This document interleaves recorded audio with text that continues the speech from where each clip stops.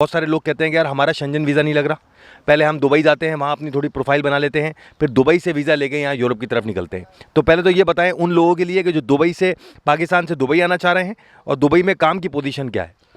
Dubai में काम की पोजीशन अच्छी है उनके लिए जो टेक्निकल वर्कर है, ठीक है, लेबर के लिए थोड़ा हार्ड है। ओके, तो अगर आपकी क्वालिफिकेशन अच्छी है तो आपको अच्छे स्टेटस का वीज़ा मिल जाएगा। ठीक है, फिर वहाँ आप स्ट्रगल करें और लीगल तरीके से आप आगे बढ़ने की कोशिश करें।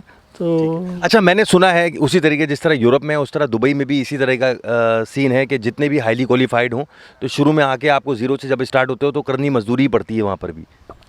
जी वो ऐसा ही है, लेकिन वो आपके एक्सपीरियंस पे डिपेंड करता है। अब पाकिस्तान का एक्सपीरियंस कुछ और है, ये अरब कंट्री का कुछ और है। तो फिर आपको अगर कहेंगे डायरेक्ट मेरे जो मैनेजर की जॉब मिले वो तो नहीं मिलेगी।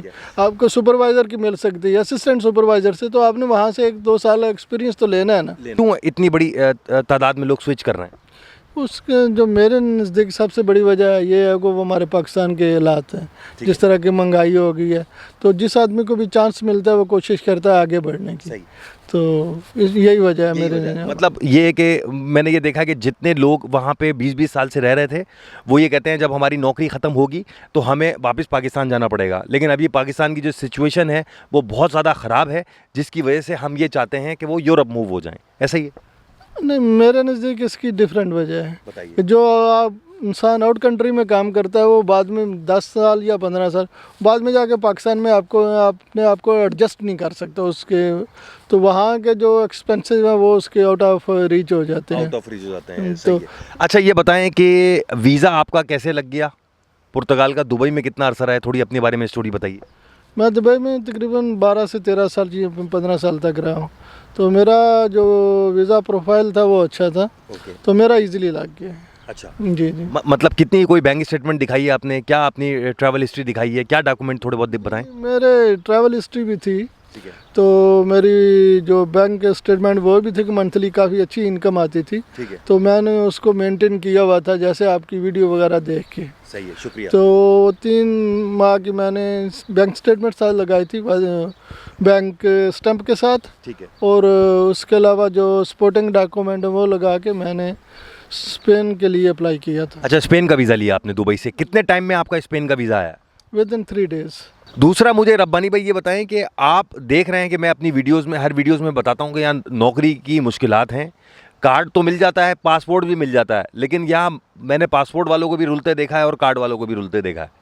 ठीक है ना, मैंने जो देखा है। मतलब कुछ लोग, अगर आप इसको ये कह लें कि अगर जिसको कहीं नहीं पहुंचना तो उसके पास अगर वो अमेरिकन पासपोर्ट हो या ब्रिटिश पासपोर्ट हो वो भी कहीं नहीं पहुंचता, वो पासपोर्ट लेके भी कहीं कोने में भीख मांग रहा होता है। लेकिन ओवरऑल जो सिचुएशन है पुर्तगाल की, लोगों को कार्ड मिलने के बाद भी परेशानी का सामना करना पड़ता है। मेरे पास लोगों की कॉल्स आती हैं कि हमारे पास कार्ड है, हमारी कहीं नौकरी लगवा दो। और एक आपको बेहतरीन बात बताऊं कि एक बंदे का तो मेरे पास ऐसा फ़ोन आया, वो मुझसे कहने लगा मेरे पास पासपोर्ट है पुर्तगीज़, अगर आपकी नज़र में कोई यहाँ पे ऐसी कोई कंपनी हो जो नौकरी मेरी लगा दे तो मुझे ज़रूर बताइएगा।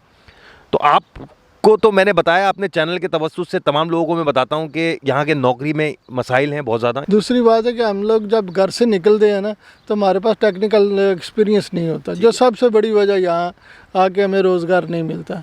और दूसरा लैंग्वेज बैरियर है, उसके लिए भी हमको थोड़ा प्रॉब्लम्स है। तो अगर आपके पास टेक्निकल कोई भी टेक्निकल है वो है तो फिर तीसरा ये कि हम मेरे नज़दीक जो ये है कि रिस्क हलाल कमाने के लिए आपको जिस तरह के भी स्ट्रगल करनी पड़ती है वो करें, बजाय कि हम दूसरों से बोलेंगे यार ये सपोर्ट करो मुझे जॉब ले, तो पहले खुद भी माइंड बना के मुझे जो काम मिलना है वो मैंने करना है। ठीक है। ठीक है। फिर छत पे जाने के लिए पहली सीढ़ी पे पैर रखना पड़ता है। बेशक। क्या आपको पता है कि यहाँ पे आपकी और हमारी अब एज जो है वो काफ़ी हुई चली है, तो क्या आपको पता है कि आप दुबई में एक अच्छे बड़े लेवल पे काम कर रहे थे, यहाँ आने के बाद आपको मजदूरी करनी पड़ेगी, आप इसके लिए तैयार हैं? जी मैं इसके लिए तैयार हूँ। आप मुझे बताएं, मैं आपको फर्स्ट डे से क्या बोला है? बिल्कुल। कि मुझे अगर एग्रीकल्चर में भी जाना पड़े तो मैं रेडी हूँ। तो ये इतनी हिम्मत कहाँ से आई? आप थोड़ी हिम्मत और लोगों को भी दें यहाँ पे। ये तो अल्लाह पाक देता है। हमारे गब्बू भाई जो आपके साथ रह रहे हैं उनको भी थोड़ा कुछ समझाएं।